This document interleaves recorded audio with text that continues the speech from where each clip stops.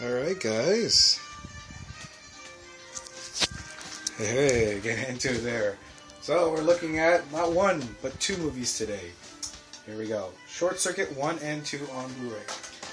Short Circuit 1 came out, about 2 years ago on Blu-ray. Not even, maybe a year and a bit. Short Circuit 2 just came out recently. I love these movies as a kid, so seeing these two movies, like, alright, I gotta get them, I gotta watch them, I gotta see what we got here.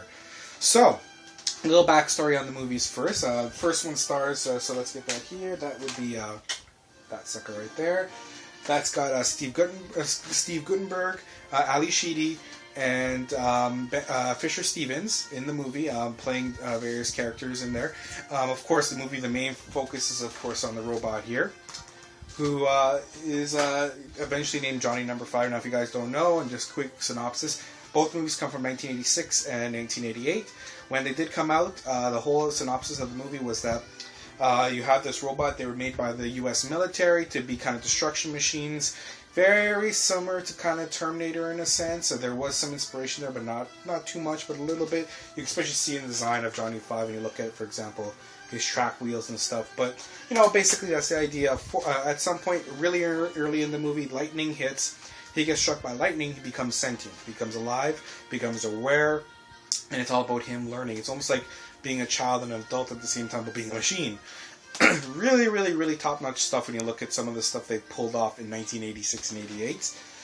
And then number 2, you've got here now Steve Guttenberg and Ali Sheedy are not in this one. It's just Fisher Stevens. Michael McMahon are in this as well.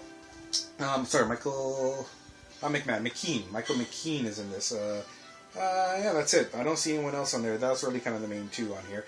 Anyways, main point on this movie is that this one deals with the character. Now, first thing I'll tell you right off the bat is in this one, the character played by Fisher Stevens, Ben Jabatuya. For some reason, in number 2, he's named Ben Javri. Who knows why they changed the name, but they did. So anyways, now Ben Javri is now in New York. He's moved away from, I believe it was Ohio, something like that, from the first movie.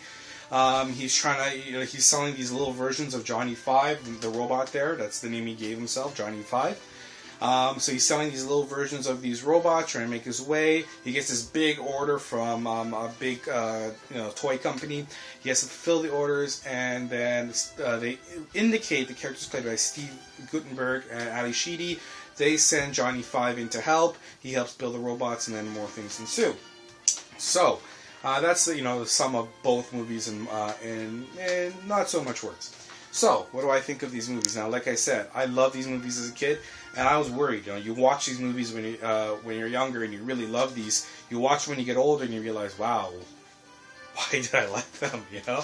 No, I find actually they hold up really well. I watch and I enjoyed these movies.